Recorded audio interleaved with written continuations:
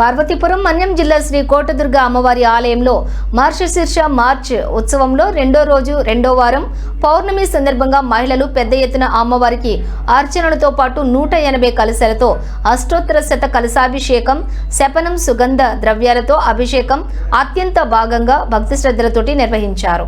ఇది విశాఖపట్నం కనక మహాలక్ష్మి అలాగే ఇరుకుమాంబ దేవాలయంలోని ఏ రకంగా అయితే అర్చన అభిషేకాలు జరుగుతాయో అదే విధంగా కోటదుర్గ అమ్మవారు కూడా అదే విధంగా పూజలు నిర్వహిస్తామని అర్చకులు చెప్పుకొచ్చారు।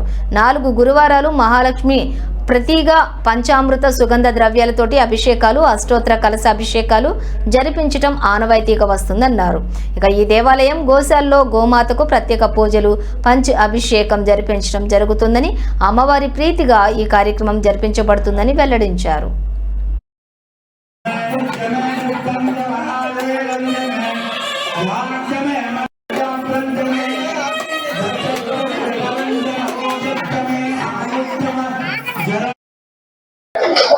పార్వతీపురం మన్యం జిల్లా పాలకొండ గ్రామంలో వేయించేసినటువంటి శ్రీ శ్రీ కోటదుర్గ అమ్మవారి దేవాలయంలో మార్గశీర్ష మాసోత్సవాల సందర్భంగా రెండవ రోజు రెండవ వారం ఈ రోజు పౌర్ణమి సందర్భంగా పెద్ద ఎత్తున మహిళలు అమ్మవారికి ప్రత్యేక అర్చనలతో పాటు 108 కలశాలతో అష్టోత్తర శత కలశాభిషేకం స్నపనం సుగంధ ద్రవ్యాలతో అభిషేక కార్యక్రమాలు అత్యంత వైభవపేతంగా భక్తి శ్రద్ధల నడుమ జరిగింది।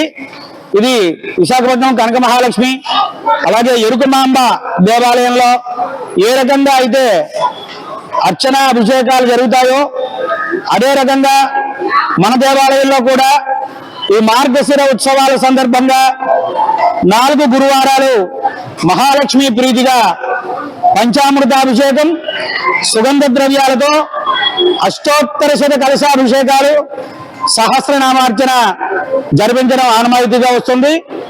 అందులో భాగంగా మార్గశిర మాస రెండవ వార పౌర్ణమి సందర్భంగా జరిగేటువంటి ఈ పూజా కార్యక్రమం ఉదయం 9 గంటలకు మిగతా 2 వారాల్లో కూడా ప్రారంభించడం జరుగుతుంది। ఉదయం 9 నుంచి 11:30 వరకు ఈ పూజా కార్యక్రమాలు ఆడవారి చేత ప్రత్యేకించి జరిపించడం జరుగుతుంది। ఇలాగా జరిపించిన ప్రతి ఒక్కరికి కూడా సర్వశుభాలు సర్వసుఖాలు కలుగుతాయి। ఈ అభిషేకం అలాగే దేవాలయ గోశాలలో ఉండేటువంటి గోమాతకు ప్రత్యేక పూజ గో ప్రదక్షిణ పూర్వకంగా పంచామృతాభిషేకం జరుగుతుంది। అమ్మవారి ప్రీతిగా ఈ కార్యక్రమం జరిగింది।